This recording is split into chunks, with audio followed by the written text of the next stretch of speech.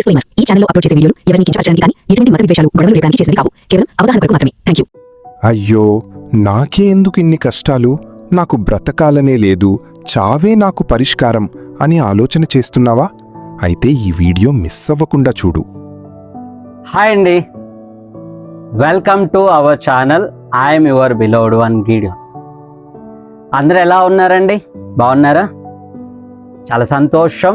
మన ఛానల్లో వస్తున్నటువంటి ప్రతి వీడియోను కూడా మీరు చూస్తున్నారు. మీ విలువైన అభిప్రాయాలన్నిటినీ కూడా కామెంట్స్ రూపంలో మీరు తెలియచేస్తున్నారు.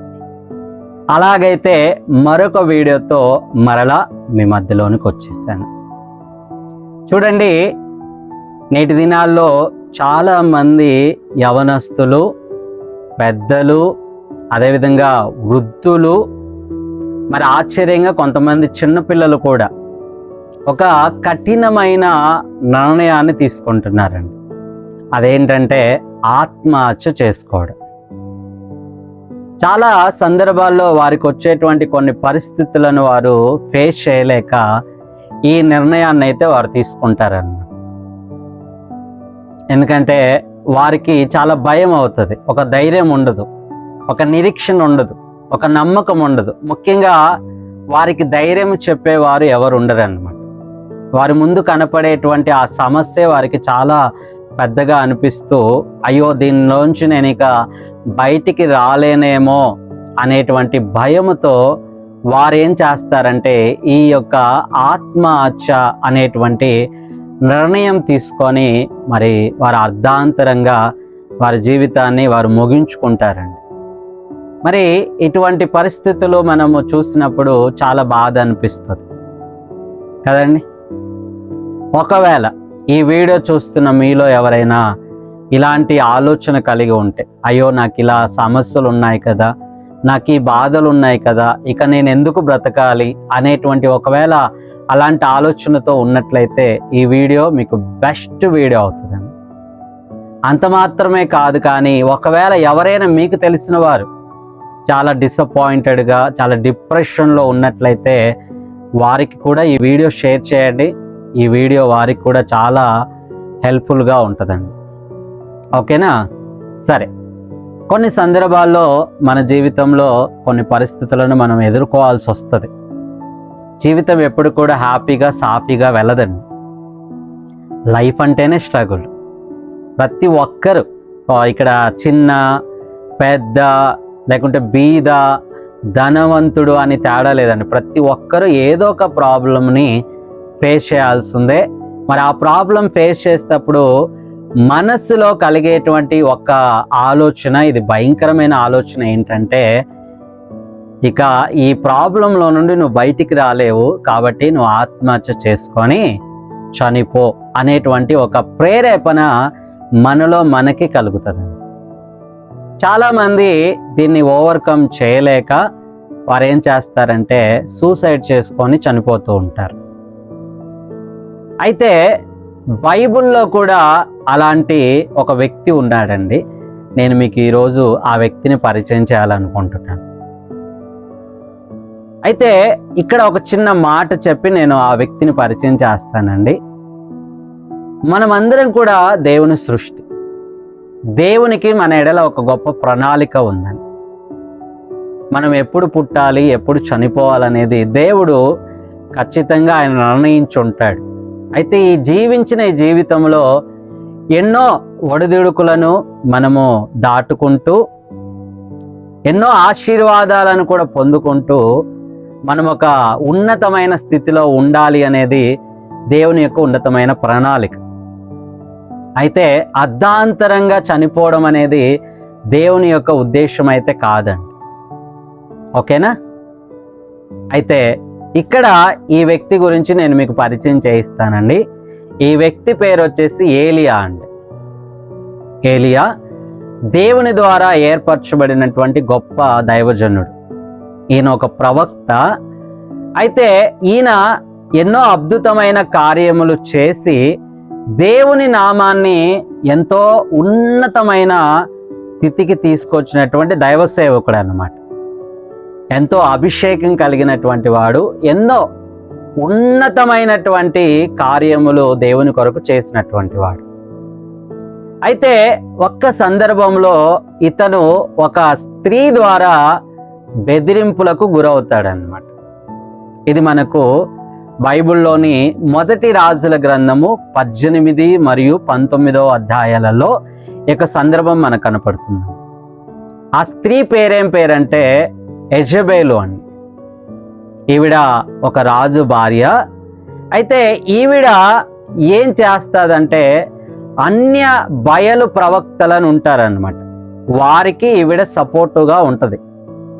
అయితే ఈ ఏలియా ఎవరైతే ఉన్నారో ఆయన దేవుని సేవకుడిగా, దేవుని ప్రవక్తగా ఉంటూ ఆ అన్య ప్రవక్తలు ఎవరైతే ఉన్నారో వారి మీద జయం పొందుకుంటాడు ఈయన.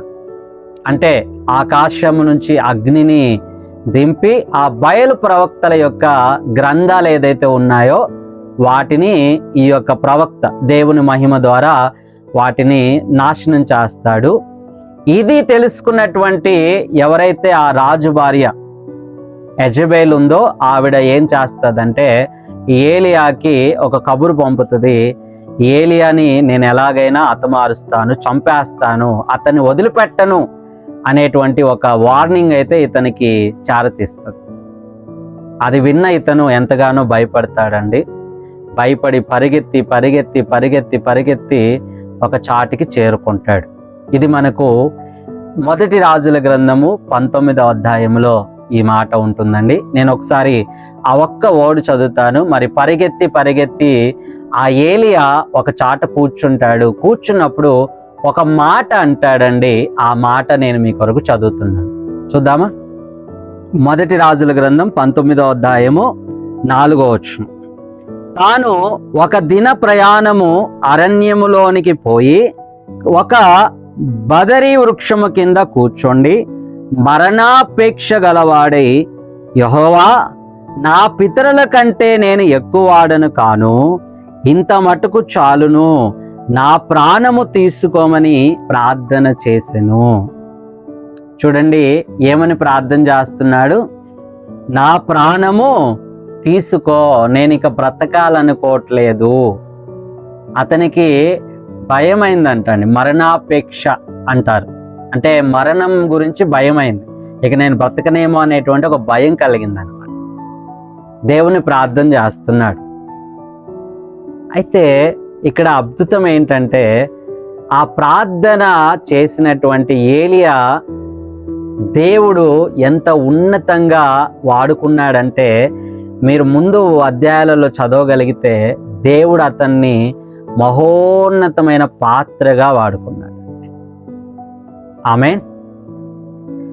ఇక నాకు చాలు, ఇక నేను బ్రతకాలనుకోవట్లేదు, నన్ను చంపేయి ప్రభు అని ప్రార్థించినటువంటి ఏలియా అనే దేవుడు ఎంత గొప్పగా వాడుకున్నాడంటే అతనికి కాకుల ద్వారా ఆహారం పంపించాడు, తనకి భోజనం పెట్టాడు, తనని ఇంకా నీకు సుదీర్ఘమైన ప్రయాణం ఉంది, నీకు ఇంకా గొప్ప కార్యములు చేయాల్సిందని చెప్పి ఆయన్ని బలపరిచి, ఇదిగోండి ఆయన కంటే 7 అంతల అభిషేకం కలిగినటువంటి దైవజనుడైనటువంటి ఎలీషాని అభిషేకించేంత గొప్పగా దేవుడు వాడుకున్నాడు.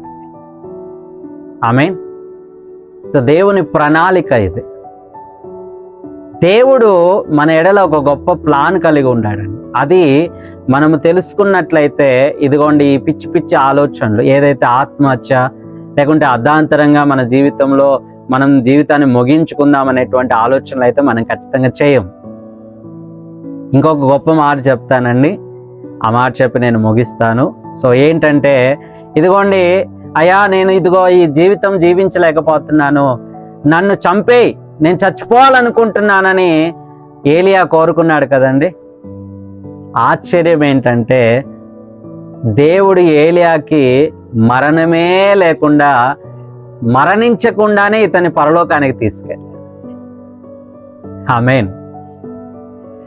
నేను చచ్చిపోతాను నాకు బ్రతకాలని లేదు అని ఎంతగానో కోరుకున్నటువంటి ఏలియాకి దేవుడు మరణమే చూపించకుండా ఆయన సజీవంగానే పరలోకానికి తీసుకెళ్ళాడని బైబిల్లో మనం ఆ సంఘటన చూస్తాం. దేవునికి మహిమ కలుగును గాక. ఈ వీడియో చూస్తున్న మీ జీవిత పరిస్థితి ఎలా ఉందో నాకు తెలియదు, కానీ దేవుడు మీ ఎడల కూడా ఒక గొప్ప ప్రణాళిక కలిగి. ఆమేన్. నమ్మితే కామెంట్లో మీరు తెలియచేయండి, ఎస్, దేవుడు నా ఎడల ఒక గొప్ప ప్రణాళిక కలిగి ఉన్నాడు. దేవునికి మహిమ కలుగును గాక. So God bless you all.